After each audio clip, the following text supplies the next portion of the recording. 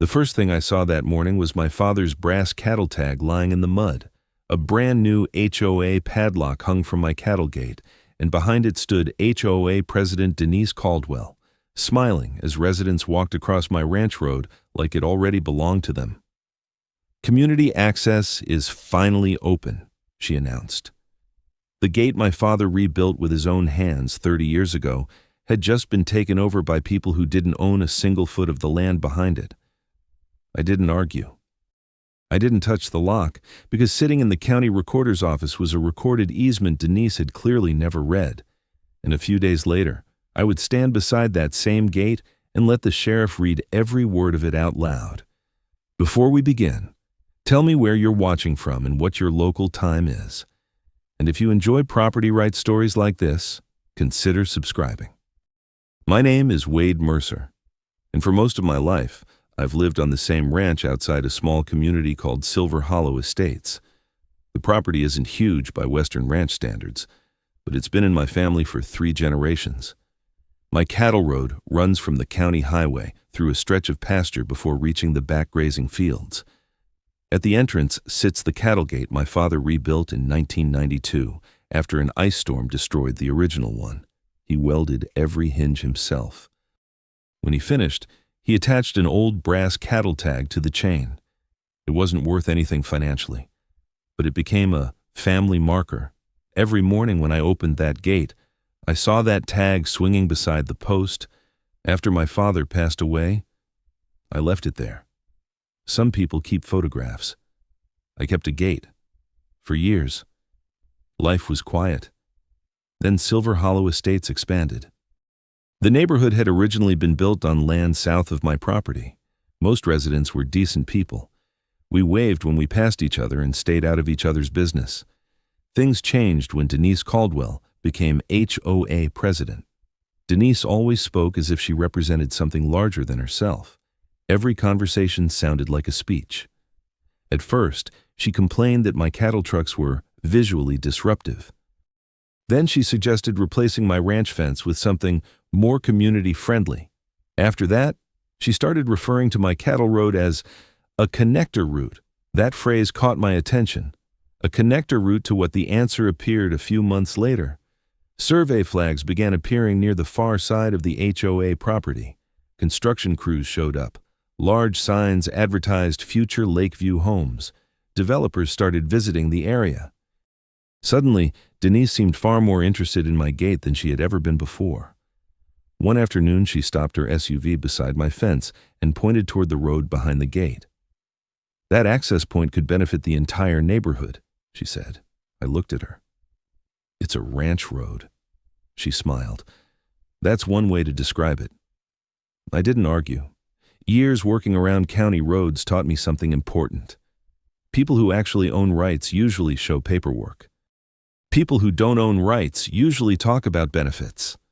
A week later, the first official HOA notice arrived in my mailbox. The letter claimed my gate was interfering with customary neighborhood access, and that was the moment I realized Denise wasn't simply being annoying. She wanted control of something that didn't belong to her, something valuable enough to put in writing. The HOA notice looked official at first glance. It had bold lettering, legal-sounding language, and enough references to community benefit to make an attorney roll his eyes. According to Denise and the board, my cattle gate was restricting customary neighborhood access and preventing residents from reaching recreational areas more efficiently. There was only one problem. The notice didn't cite a single recorded document, no deed, no easement, no survey, nothing. Just assumptions written on expensive paper. A few days later, another letter arrived. This one included a proposed fine, $500 for obstruction of shared community access. I read it twice. Then I laughed, not because it was funny, because they were charging me money for using my own gate on my own property. Instead of arguing, I mailed a certified letter back to the HOA office. My response was simple. Please provide the recorded deed, easement, plat, or county document granting HOA access rights through Mercer Ranch Road. I kept a copy, I kept the receipt, and I waited. 2 weeks passed, no documents arrived. Only another notice. This time the language became more aggressive. The board claimed that residents had used the road for years and that historical use created a community interest in the route. Historical use, community interest, customary access, the phrases kept changing. The evidence never appeared. I attended the next HOA meeting even though I wasn't a member. Denise spotted me immediately. Her smile disappeared. When public comments opened, I stood up. "Can you provide the recorded easement you're relying on?" I asked. The room became quiet. Denise adjusted a stack of papers. "The neighborhood has already determined this access benefits everyone," I asked again. "Can you provide the recorded easement?" She ignored the question. "The community needs matter more than your little property line." Several residents nodded. Others looked uncomfortable. I noticed one board member staring at the table. Not a single person produced a document. Then Denise delivered the line that made the entire room feel different. "Your family memories don't override what this neighborhood needs." For a second, I thought about the brass cattle tag hanging from my father's gate, the one she had never even bothered to ask about. I simply thanked her and sat down. The meeting ended 20 minutes later. As people filed out, I overheard two men discussing upcoming model homes near the lake. One of them mentioned a sales event scheduled for the following month. The other said something that caught my attention immediately. "They're marketing the shortcut access pretty heavily." Shortcut access, not community access, not historical access, a sales feature. As I walked back to my truck, the pieces started fitting together. Denise wasn't trying to open my gate because residents wanted a convenient road. Someone stood to make money if that road appeared available.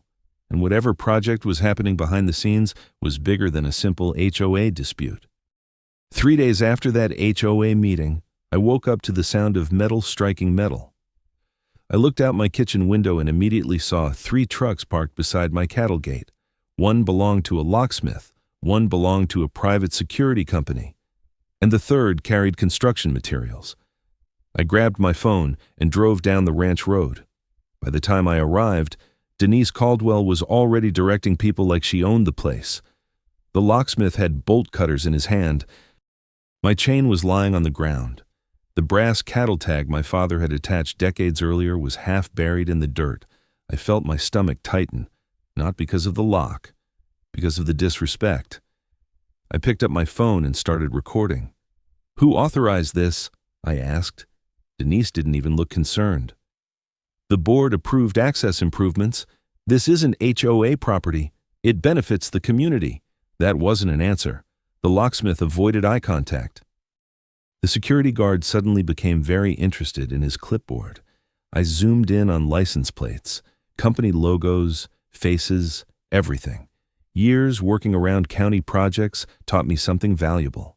When people make mistakes, documents matter. When people make expensive mistakes, evidence matters. The locksmith finished installing a bright blue HOA padlock across my gate. Denise folded her arms. "If you have concerns, you can discuss them with the sheriff." The confidence in her voice was almost impressive, as if she genuinely believed authority would support her. I never touched the lock. Instead, I kept recording. About 20 minutes later, one of the contractors walked toward his truck carrying a stack of marketing folders. A gust of wind knocked several papers loose. I helped gather them. One page immediately caught my attention. At the top was a rendering of the new Lakeview development. Underneath it was a list of community features: swimming access, walking trails, lake views, and one line that stopped me cold: private gated ranch access. I read it twice, then a third time. The contractor noticed my expression. "Something wrong?" he asked. I pointed to the brochure. "Who verified that access?" His face changed immediately. "What do you mean?" "I mean who confirmed ownership of that road." The man hesitated, long enough to answer the question without speaking. Finally, he shrugged. "We were told everything had already been cleared. By whom he didn't say. He didn't need to. I already knew." Suddenly, the entire situation looked different. This wasn't about convenience. It wasn't about residents. It wasn't even about the gate. The gate was simply the key. Someone wanted to sell expensive Lakeview lots, and they were advertising access through property they didn't own before leaving.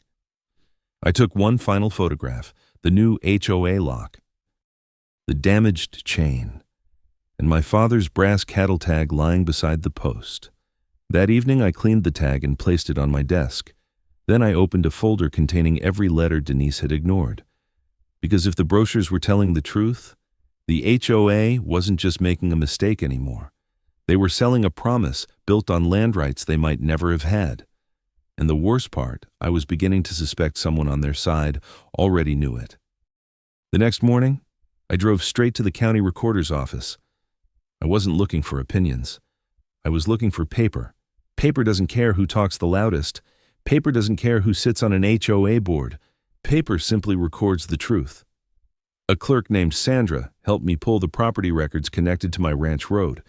Within 20 minutes, several old documents were spread across a table. The original plat, the title chain, tax records, and finally, the document I'd been looking for. A recorded easement agreement filed in 1986. I read every page carefully, then I read it again. The language wasn't complicated. In fact, that was what made it powerful. The easement allowed three things: emergency county access, utility maintenance access, access to one specifically identified neighboring parcel. That was it. No HOA access, no recreational access, no community access, no development access, nothing. The road behind my cattle gate remained private property. The easement created limited permission. It did not transfer ownership. It did not create public rights. And it definitely did not authorize an HOA to replace my lock. A county surveyor named Mark Ellison reviewed the documents with me later that afternoon. When he finished, he leaned back in his chair. "The boundary is clear," he said. "Very clear." He nodded. "The HOA doesn't even touch this road."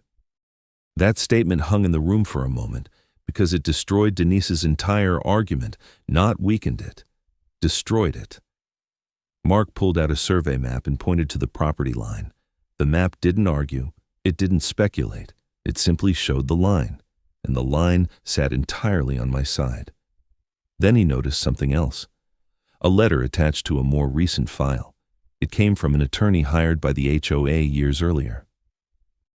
The attorney had warned the board against claiming access rights without verifying ownership records. The warning wasn't hidden. It wasn't buried. Someone had received it, someone had read it, and someone had ignored it. That discovery bothered me more than anything else. Mistakes happen. People misunderstand property lines all the time. But ignoring a legal warning is different. That's a choice. Before leaving, I requested certified copies of every relevant document, the easement, the survey, the title records, everything. As I gathered the paperwork, my eyes landed on a familiar signature near the bottom of an old maintenance record. My father's name. He had signed as a witness decades earlier when repairs were made along the access corridor. For a moment, I simply stared at it. The same man who rebuilt the cattle gate, the same man whose brass tag now sat on my desk. His signature was still protecting the property years after he was gone. I folded the copies carefully and placed them in a binder. If those documents meant what Mark believed they meant, Denise Caldwell hadn't merely crossed a property line. She had built an entire HOA narrative on something she never legally possessed, and in a few days, she was planning a public community access event at my gate. For the first time since this started, I hoped she wouldn't cancel it. Because I was beginning to think the best place to reveal the truth was exactly where she intended to celebrate her victory. The HOA's community access event was scheduled for Saturday morning. Denise had promoted it for weeks. According to the flyers, residents would gather at the cattle gate for the official opening of a new neighborhood access route connecting Silver Hollow Estates to the lake area. By 9 o'clock, nearly 40 people had arrived. Some carried coffee, others brought their children. Several potential buyers from the new Lakeview development were there as well. Denise stood near the gate wearing a bright HOA name badge. Beside her sat a newly installed sign, Ranch Trail Access Community Route. The blue HOA lock still hung from my gate. Denise looked confident, victorious, even. Then a county vehicle pulled up, followed by a sheriff's truck. The mood changed immediately. I stepped out carrying a binder. County Surveyor Mark Ellison walked beside me. Sheriff Tom Harris followed a few steps behind. Denise's smile tightened. I assume you're here to resolve this access issue, she said. The sheriff nodded. That's exactly why we're here. For a moment, Denise appeared relieved. She clearly believed authority had arrived to support her position. The sheriff asked a simple question. Who installed the lock? Denise raised her hand. The HOA board authorized it. Do you own this gate? Silence. The community has historical access. That's not what I asked. The residents around us became very quiet. The sheriff looked at me. I handed him a certified copy of the recorded easement. Then he did exactly what I had hoped he would do. He opened the document and began reading aloud.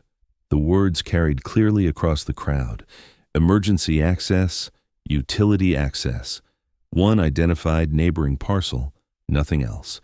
No HOA access, no recreational access, no association authority, no development access. When he finished reading, he closed the document. Then he asked the question that ended everything. Can you show me where this easement grants your HOA the right to lock this gate? Denise flipped through her folder, one page, then another, then another. No answer came because none existed. Surveyor Mark Ellison stepped forward and unfolded the county map. He pointed directly at the boundary line. The HOA property ends here. His finger stopped several hundred feet away from the ranch road. This road is entirely outside HOA ownership. A murmur spread through the crowd. Residents began looking at each other. Several board members suddenly seemed fascinated by the ground. One of the prospective homebuyers raised his hand. Wait a second. He pointed toward the sales brochure. Weren't we told this road was included with the development? Nobody answered. The silence was louder than any argument. The sheriff removed the blue HOA lock from the gate. Then he handed a county stop-use notice to Denise. Until ownership claims are corrected, this access route is closed to unauthorized use. The notice was attached directly to the gate post, right beneath the HOA sign, for the first time all morning. Denise looked uncertain. The authority she had relied on wasn't standing beside her. It was standing beside the paperwork. And in front of dozens of residents, the story she had been telling for months had just collapsed under a few pages from the county recorder's office. The fallout started faster than I expected. Within a week of the sheriff reading the easement at the gate, residents began demanding answers from the HOA board. The questions were simple. Who approved the lock? Who authorized the access claim? Why were development brochures advertising a road the HOA didn't own? And perhaps most importantly, why had the board ignored legal warnings already sitting in their files? The answers weren't good. An internal review revealed that nearly $38,000 from a special assessment fund had been spent on planning, signage, marketing materials, legal consultations, and access-related improvements connected to the proposed Lakeview development. Several residents demanded an audit, others demanded refunds. The developer quietly revised every sales brochure and removed references to ranch road access. The HOA's insurance carrier refused to cover the dispute, arguing that the board had acted outside its authority. Legal expenses began piling up. By the end of the summer, Denise Caldwell was voted out as HOA president. 2 other board members resigned shortly afterward. The fake fines issued against me were formally canceled. Residents received official notice confirming that the HOA held no ownership interest in my ranch road, my cattle gate, or the easement itself. But my favorite part wasn't the paperwork. It was the gate. A few days after everything ended, I installed a new chain. Not because the old one couldn't be repaired, because I wanted a fresh start. Then I cleaned my father's brass cattle tag one final time. The metal still carried scratches from years of weather and use. Carefully, I attached it to the new chain, exactly where it had always belonged. The county stop-use notice remained posted nearby for several weeks. The fake HOA access sign disappeared. A new sign took its place. Private ranch road recorded access only.